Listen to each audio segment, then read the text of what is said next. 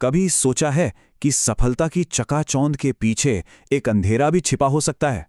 आज हम एक ऐसे ही पैराडॉक्स, एक ऐसे विरोधाभास की बात करेंगे जो दुनिया के सबसे कामयाब लोगों को अंदर ही अंदर खोखला कर रहा है। जरा सोचिए, एक ऐसा इंसान जिसकी दुनिया तारीफ करती है, जिसके पास सब कुछ है, लेकिन जब वो अकेला होता है तो उसे सिर्फ थकान, बोझ और एक अजीब सी खालीपन सी महसूस होती है। ये कहानी आज कई कामयाब लोगों की है।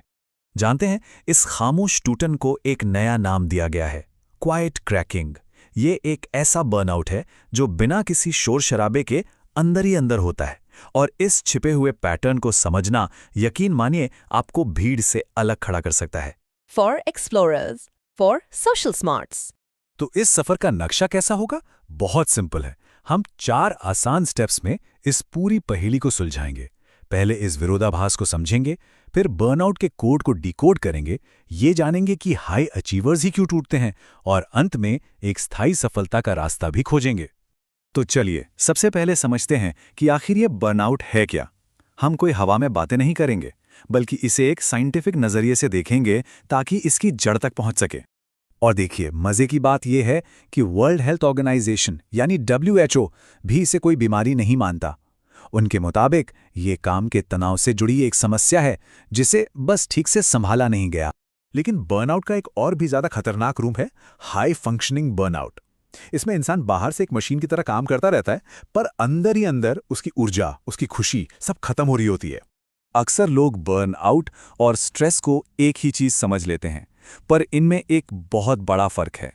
स्ट्रेस में ऐसा लगता है कि सब कुछ बहुत ज्यादा है, प्रेशर बहुत ज्यादा है, जबकि बर्नआउट में लगता है कि सब कुछ बहुत कम है, जैसे कोई प्रेरणा या ऊर्जा बची ही नहीं, बैटरी पूरी तरह खत्म हो गई हो। ये टेबल इस छिपे हुए पैटर्न को बहुत अच्छे से दिखाती है। देखिए, क्लासिक बर्नआउट में थकान और नाखुशी साफ नजर आती है, लेकिन क्वाइट बर्नआउट वो अंदर ही अंदर सुलगता रहता है, जबकि बाहर से परफॉर्मेंस एकदम नॉर्मल लगती है। ये एक खामोश दुश्मन की तरह है ना?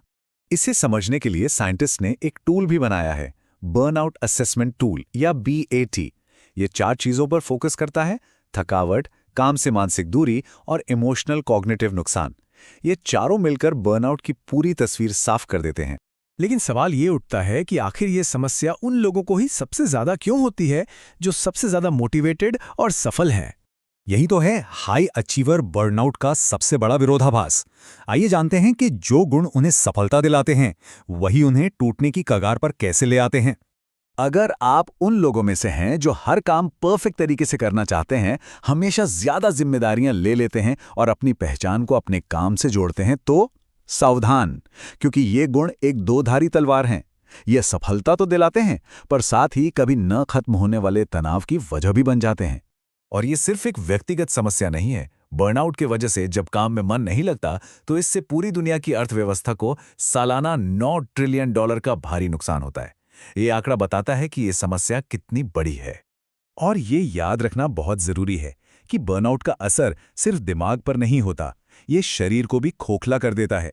लगातार थकान, सिरदर्द, कमजोर इम्यूनिटी और यहां तक कि दिल की बीमारियों का खतरा भी बढ़ जाता है। तो ये एक सुरक्षित चेतावनी है जिसे नजरअंदाज नहीं करना चाहिए। तो अब जब हम समस्या को समझ चुके हैं, तो चलिए इसके समाधान के ब्लूप्रिंट पर चलते हैं। हम देखेंगे कि कैसे कुछ प्रैक्टिकल कदम उठाकर एक टिकाऊ और हेल्दी सफलता पाई जा सकती है। रिकवरी का रास्ता 3R के एक सिंपल फ्रेमवर्क से होकर गुजरता है। पहला, रिकॉग्नाइज यानी संकेतों को पहचानें।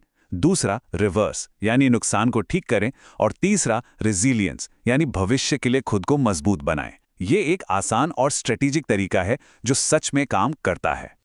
अच्छा, तो नुकसान को रिवर्स करने का मतलब है अपनी ऊर्जा वापस पाना। इसके लिए कुछ बहुत ही सुरक्षित और प्रैक्टिकल तरीके हैं, जैसे साफ साफ सीमाएं तय करना, ना कहना सीखना, और अपने पर्सनल टाइम को कैलेंडर में ब्लॉक करके उसकी रक्षा करना। और रेजिलियंस बनाने के लिए, मतलब खुद को मजबूत बनाने के लिए, पहाड़ों पर जाने की जरूरत नहीं है। इसकी सिंपल शुरुआत छोटे छोटे कदमों से होती है। सिर्फ 5 मिनट का माइंडफुलनेस ब्रेक या गहरी सांस लेने की प्रैक्टिस भी बहुत बड़ा बदलाव ला सकती है। ये छोटे लगातार किए गए काम ही आपको मजबूत बनाते हैं। और हम जैसे लोग जो हर चीज में स्ट्रैटेजी ढूंढते हैं, उनके लिए ये एक गेम चेंजर सोच है। मेंटल हेल्थ को एक कमजोरी के रूप में नहीं, बल्कि अपनी परफॉर्मेंस को बेहतर बनाने के एक टूल के रूप में देखें। ये सिर्फ अच्छा महसूस करने के बारे में नहीं है, ये बेहतर परफॉर्म करने के बारे में है। फॉर स्ट्रैटेजिस्ट्स, फॉर सोशल स्मार्ट्स, तो सबसे जरूरी बात यह है कि खुद को दोषी मानना बंद करें। बर्नआउट आपकी नाकामी नहीं है, ये सिर्फ एक सिग्नल है कि आपके काम करने के सिस्टम में बदलाव की जरूरत है, बस। और आखिर में यह हमें एक बड़े सवाल के साथ छोड़ जाता है। इस सब के बाद कोई अपने लिए सफलता को फिर से कैसे परिभाषित करेगा? क्या ये सिर्फ पद और पैसा होगा, या इसमें खुशी और सेहत भी शामिल होंगे? सोचिएगा जरूर। अगर ये आपको पसंद आया तो प्लीज सब्सक्राइब करें, लाइक करें और अपने परिवार के साथ शेयर करें। ऐसे हाई मीनिंगफुल कंटेंट के लिए सेव जरूर करें।